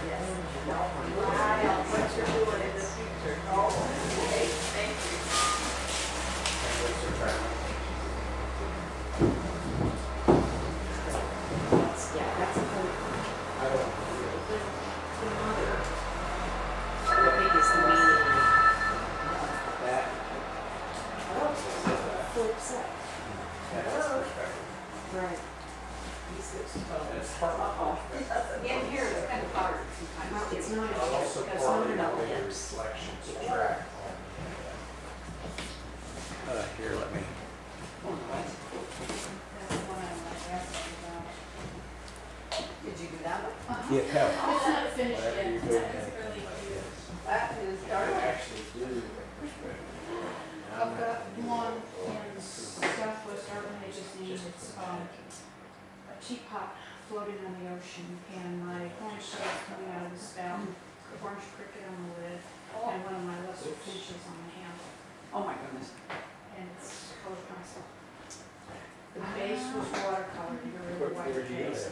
I was here Oh, do you? Yeah, in Year Sedona. Is it Yeah. pencil too? Uh-huh. You ever get down that way? Yeah. Is it We watercolor did pencil? when we first moved here in I did January, a we came watercolor down wash. here. Sure, but I'm just getting too tired. My left hand, I did a Yeah. little bit of Feed it quick on and there. then Yeah, that's nice. But Do it's you hot. keep the so you make landscape? perspective. Yeah. Just I got suppose some correct. in there. Yeah, okay, that helps. Suppose you Really want to get cut deep, out Just yeah. relax. Mhm. Do you, Not do the you way. come up here or do you take photos? I come up here. The other one I've got Yeah, started in an the bag RV, is television, Just right in this and is he's square. towing Yeah. two Well, any inches circle in fits a inside a text square. message. Smoking out. I was just gonna say, Fun it's nice stuff. that you can get it. Love it. Yeah, I'm going back to what I Helps used you to do choose before, the size and and shape that's of the lips. equivalency. It's nice to see some. That is. And the lips Isn't it here, cool? here, Oh, they said here, it's gonna be a boy. here, and here, so. They said 95%, so. Hopefully it doesn't come out a girl, because we've been thinking about it. Yeah, nice to sit next to you. This would be less degree in the lips than forward. I'm not sure I know what you mean, but if you put in lips inside this shape here, it's not gonna touch exactly midway on these two. It'll touch midway on this between here. It'll touch midway on this between here. You notice those aren't above and below each other. Well, I certainly hope These your two, husband too. it's gonna touch That's the other on one. the place that would be the midline of this square. See, I In got other the words, if you took watercolor that down, I square, started with the ink and the wax, and then putting that sugar pencil on the top. ellipse touches on each of those points. But he's gonna have And an series. actual ellipse, if you get one of those templates that various ellipses, That that's water where flow real certainly surfaces will helps touch. to give it more depth. Yeah, This will give you and a rough it gets rid idea of the of the white size and tape shape. real quick, because it takes me 2 months once I get that in. If you have a set of ripples, okay, it's sort of ellipses. That's what I'm working on, That's great. my fun stuff. You have to be aware. I figured as long as I'm gonna be doing it, I might as well enjoy it. If you have a Absolutely. reflection, suppose I have a Well, it has to be, three it has to be. reflection, and here and that reflection. I've been working on some cowboy boots, so I haven't. That's the ellipse. I said, yeah, but they love it. Yes. Part of it. They love it. Yeah, well, the first one is, he's standing there. So what you have to do is you're gonna have to track And I every had an extra reflection stand to do. across the He's standing there with like this, For instance, and then gloves, and it's If you my have- roping gloves. These And are, it's this mine. is a tree. And I Yeah, put this is a all, tree, I mean, now so it's so much where you have one of detail these in come this down, device. And all of a his sudden jean you go patterns from and where you see the orange blue stitching sky and reflections to where everything. it's all dark. And It the gives you second the one in impression the it's a series whirlpool. is, he's standing there with the Okay. bull bell. That's because you on lost this the side. blue. Now, You my got bull the bell ellipse. is rusty, but I'm gonna make it shine. Now, I'm you gonna need to put take the this full blue, reflection. which would have continued on, say, one of Full the blue one, stars cowboy way zero. up to the- Oh. The third one is he's standing with his hands behind his back In the and he's middle, holding you up. know, sort of flat, and then blue again, where it goes across the lips. So, For instance, that's what I've been working suppose a stripe of blue sky showed through, you would see these on. But it takes me patches forever of to blue. do. Well, you have forever, you know? Yeah, You It's need to not see as something much that blue you have to sky get done inside right here away. as you saw out there. I can see the first one, And this is my you highlight, lost it's this. four-sided, I do it, you know, on Mhm. this side. But that's, you two just gotta be ends, careful, and I can send you, and I have actually have some The pictures top and that bottom have that is sort of still in thing. bulk. One of my Oh, okay. contemporary And last just sort of year's, see it. or And the before first one the like that, I came to Florida this. International Nature Show. And I'll just send you a copy of that, so you can see what's happening. I got a reflection, kind of reflection. Hard and soft Across the boards, river. I learned churning, Wait, the storage. and I'm working on, I have the whole turn. And I'm carving But these. what happens is you got, Never got get your caught up money in out. trying Oh, to you paint better the love it. ripples. And But you didn't get the perspective right first, but they really. Are you using more Dremel crucial or thing is hand? You lost, Okay. you lost all And those then sky reflections, from and as I said, there- what it looks like now is a whirlpool. where you can Last one I see the did was reflections stains towards back. or- just, it These had would have color continued pencil. on about however they were going anyway. The last one I did It was would just, this, yeah, just And broken it's up as one of they the were. areas of as the real walnuts. ripples, right. after I got done Hard. turning it, You can after I got done back to turning blue it, sky, I wrote and, it, you know, struck the heck out. those And then I things. put in color pencil. It's, And again, shaped like any, that. a way to Oh, look okay. at Daffodil ripple, you know, leaves just coming because down and you see the branch tree coming reflection up in the rather than blue center, sky and reflection. then the bottom like that. Shape of the ripple is. So you put a finished coat. Oh yeah, there's 20 coats of seal on it. Okay. What Well, kind of hopefully it'll be- Dave, I'm using really close glass. And I would think that you get another one, then give me a couple of years of practice and then I'll. Yeah, absorb this. Right. Come here. Thank you. I know I'll never get my money out. Well, Enjoy your day tomorrow and your trip home. Yeah. And hopefully you'll make that enjoy more time. I just have to kind of hurt along. Yeah, these just kind of, Maybe if And, you're a so, water. This wasn't from an airplane? you know, my, Oh, my, Say that we have other here at this point, so. But it was my, just so the 6-year-old, tense and like. he's really, I mean, he draws all day, every day. I mean, pretty much, and he told me, and, I mean, he does it like with his, Yeah, I'm yeah, gonna do that. a couple hour and he demonstration. just, you know, I mean, he just goes, they hadn't tested it, this is short, as close to 50-50 as I've ever seen. You know, I mean, he I'm not just, that much. yeah, I mean, he just, and he doesn't eat or, You know, and if you leave a child do that kind of stuff, because they, back then, you know, kept trying to force me to be right-handed. But you have to do it. And I never did for writing, except writing with cakes. But that's nice that they can really do that. and Violets, we've we had had sometimes what you can do you is know, like paper and, towel, just. I mean, they didn't go like that in St. George, but I see him quite a bit. Press it. And every time, you know, we spend to lift up. Cloud You know, I don't draw that in, If it's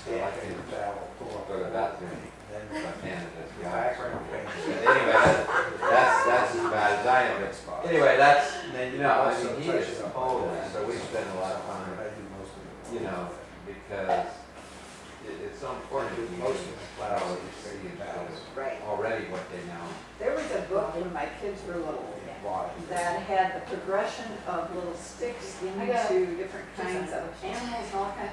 They drew and drew. This is the one I've been working on. I've been on They're my just so creative. I love it. I don't know if it's still around, I haven't got that, but it sure sparks the imagination. Well, this guy, His front wheel a little bit, he because he's can kind of show you balancing. about all of MI2, them. I mean, Z-line. he has pretty extensive knowledge, way more than I do. I mean, and, you know, not just the common ones, but a lot of them, you know, it's like, and he likes to draw those, and he actually does pretty good at drawing it, but he's going to be an artistic paleontologist, I think. There you Do you go. have Something like any watercolors yet? Yeah, we do a little bit of painting, but he, I'm still trying to do, you know, I wanted to get the drawing part, I was gonna do some more on you know, and get here. Darken more, okay. how that works and so you can see stuff.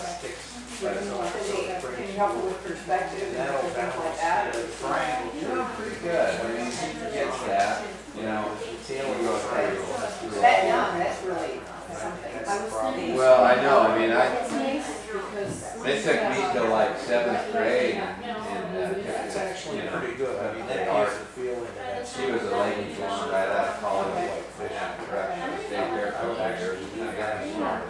And it was all the wrong reason. I was dark.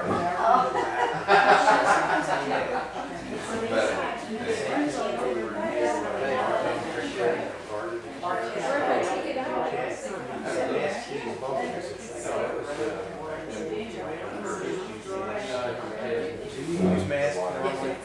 No, not really, because I did. Are you familiar with the Schmidt pens? I've got the mask pen. Which one have you got? Along with, Hey, Elizabeth, nice to meet you. nice to meet you Thanks too. for coming. Hey, thank you. Thanks, David. Bye-bye. All right, thank you very much. Thanks I for coming. appreciate it. I enjoyed it immensely. Good. Yeah, I like it. This is just the mask Like pen. 5 of those. You know, fire sometimes. Oh, yeah. And, And it's got a list, and you can make. you know, trying to figure it out. It doesn't, but, Oh, no, you've got a This long may be- needle. You've this got a may be long better needle. than mine. This has got a long needle. Now, All right. this has changed altitude, so be careful. Oh, yeah. It's been a day of And then you should, Oh, that's masking. yeah, that's the mask pen. Wow. And then I've got the hard foam brush that I'll use if I want to. If I want to do a bigger area, I can pull it around with that. All right. It always went hard before you could use it for very much. So does Well, that, most of these masking pens don't. That's a good See, here's one. Oh, sneaky one. Yeah, that's where this needle comes in handy, because this goes down and then when you're all done. comes in around it then? Yeah, before you put the needle in, you always clean the needle. Let this go down, clean the See, I needle. need to unplug this one. Yeah, yeah. Stick the pin in. And then once that's down, and then you just take your pin and down you go. Yeah, I like yours better than mine, so. Never mind. I'm on. I'll steal yours. Or shoot works better. That's what I've always experienced. It gets plugged and you can't get it to come out. You get frustrated You with just have to it. make sure that I can that's unplug this one. Besides, this one's like 10 years old, so it's got time. Oh, well. But, yeah. We're talking one season. Yeah, this is altitude sickness now. Anyway, go ahead and mask the buffers in and put a green, Another weather wash. and bring it up to the fin so for the silver on the fish. That's what I do. Okay. And then come back in. I would be fairly careful with that masking bubbles that actually go up. Instead of that fast. Yeah, you gotta be real careful with the others you change show. Yeah, well, it's actually not a bad thing if it drops a drop in there. Those are really extreme. Yeah, just lay it on the side, you don't have to go upside down. When you change altitude, this one's go this way. Okay, well, maybe I would go back to mine. But Last year, I got really. anyway, that's what I do next for Megan Parker Green Water there. Around that, the weight scales, I like. Go with that. Sorry if I. Too big. What's gonna happen is, so you're not gonna be able to write it out. Nothing in between.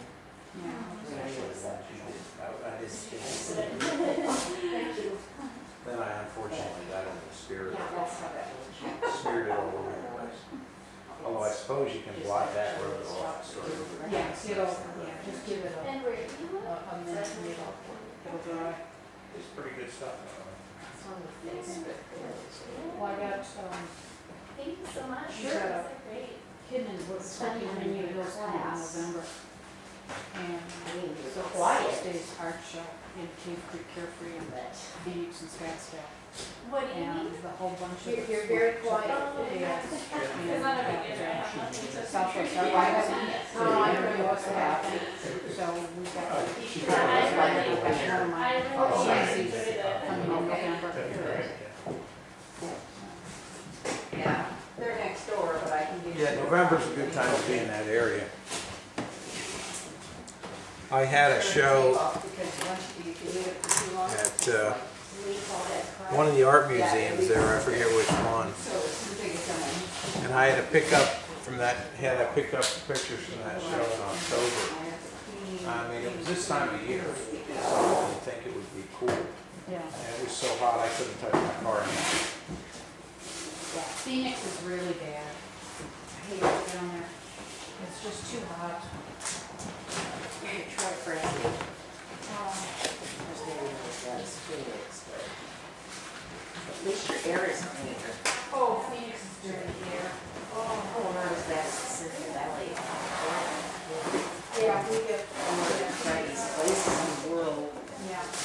And Phoenix is getting a lot of it coming across on the wind. Let's go back to Prescott Valley. It's a little bit cleaner here.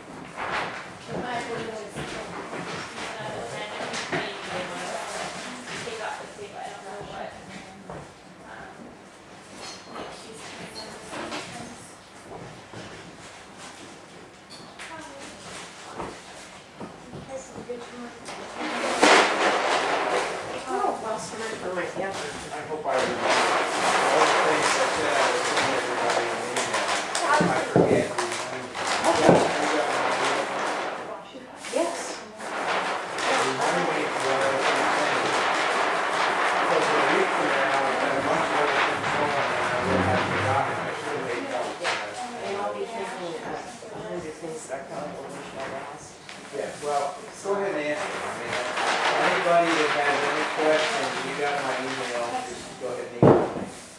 And you can send me images or pictures if you want me to say anything about them, one way or the other. And remind me, if I promise to send you anything, remind me about it. I probably will forget. Thank you very much. That was Thanks fun. for coming. Yeah, thank you. coming. Thank you. We'll talk to you. Yeah, see you around.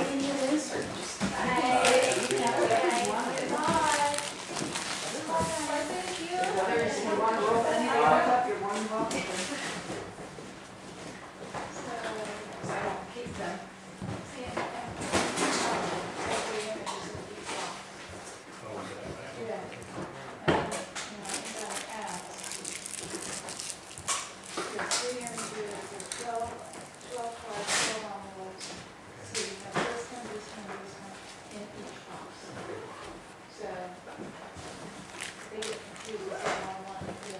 Oh, somebody's hair dryer's here. Oh, that's fine. It doesn't matter. That's fine. All of them are the same.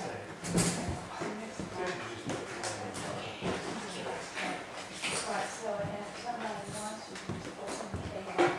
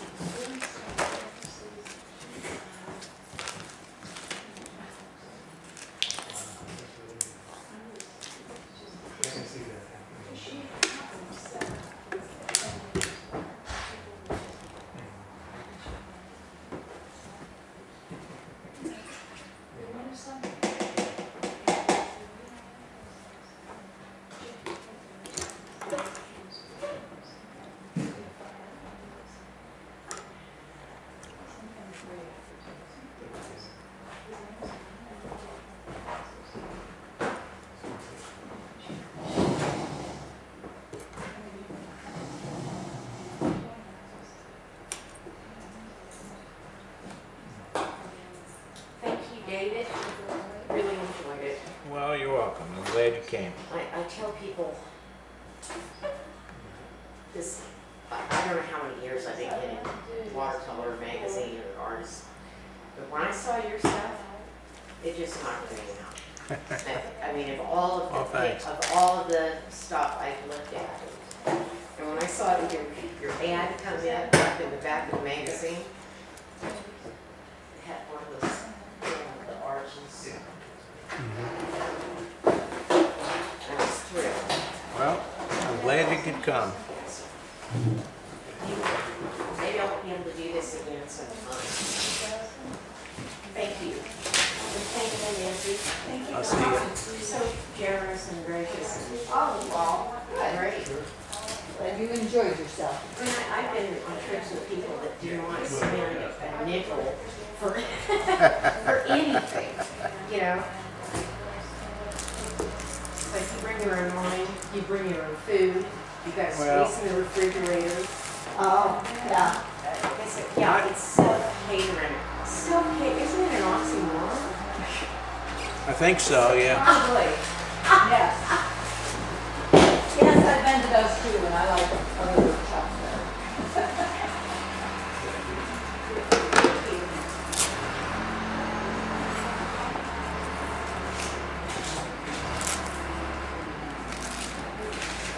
Right?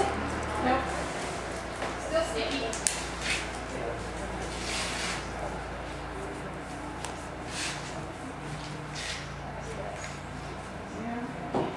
Trip 2. Yeah, you get all the work this time, huh? Yeah, well, he drove. Now, if you can drive home, that would be great. Is it feeling like it today? I don't know, we'll know by tomorrow morning. I've never heard of a flu shot reaction quite that bad. That's it. He just got totally wiped out. You know, I think part of your problem is you were too tired when you got it. And it just took over. Yeah. That's why I didn't get the flu shot. I did it once, and I got it so bad that I've never had flu that bad. I get it all the time. I've never had any problem at all. And I don't get the flu usually, so. He's had the flu shot every year, and this year it killed him. Well, It just totally wiped him out. I guess I'll keep doing it until something bad happens. Because so far, a lot of stuff good has happened. I haven't gotten the flu most years, so there Yeah. you go.